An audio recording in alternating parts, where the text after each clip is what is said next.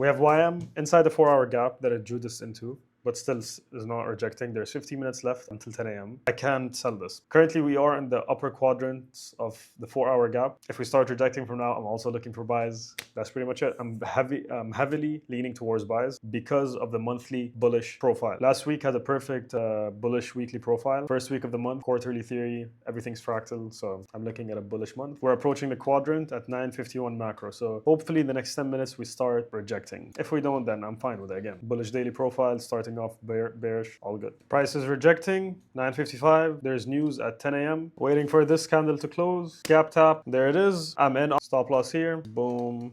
No 5-minute gaps. 15-minute candle still there. Still didn't tap the quadrant, but risk is the risk, and I'm accepting it.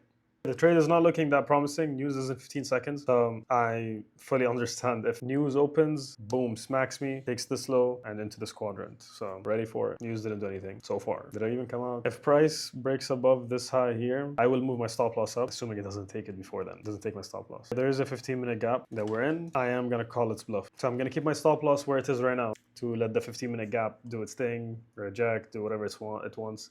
Hopefully it's one of the ones that just gets ran through. Moved my first partial to the fill of the 15-minute gap just to secure some profits in case it decides to reject after breaking through the 15-minute gap. Because when it comes to entries, I consider wicked gaps to be a bit more invalidated, not based on ICT, just based on my own experience. So I can trade less. There it is. So I can trade less. I'm setting up stop loss to break even. Wherever my TP is, it's always in a zone. So this is the whole TP area. I'm just gonna put it here, and yeah, price can do whatever it wants. Profits were secured. Good trade so far. The final bit is 5 micros, so nothing too special. We saw the rejections, so let's remove this to declutter. So these two lines, this whole thing is the 15-minute gap right here. The reason I put my partial right here is for this, specifically for what's happening. It could reject right now and then just go down and stop me out, but at least I secured some profits. However, now that we've been trading in it for a bit, I do expect it to continue running through it, at least to 8:30 open, and I'm not gonna hold until here, even though I should. I 126 though, so that's not worth it. I don't have a tight stop loss. In the 50-minute context, we have expanded the first 5 minutes, consolidated the next 5 minutes. So let's see what happens in the last 5 minutes of this 15-minute candle. If I'm correct, then it's just going to be expansion, consolidation, until target is hit or until I get manipulated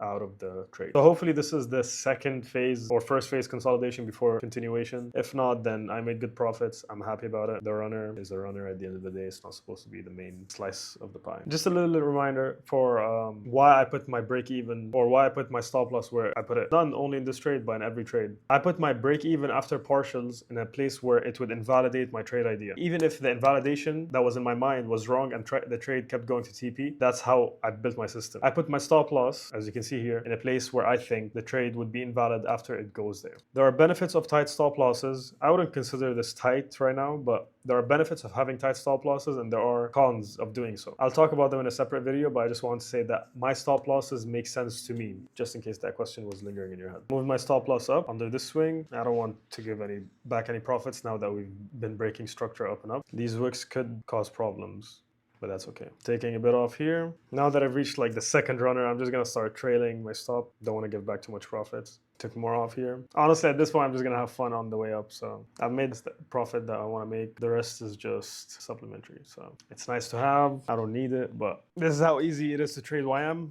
Very easy read on YM. Profits at the 8:30 line, and that's it. Oh, forgot. I guess I took TP. A little 1 to 3 RR. I hope you enjoyed the video. This is how I think while in a trade.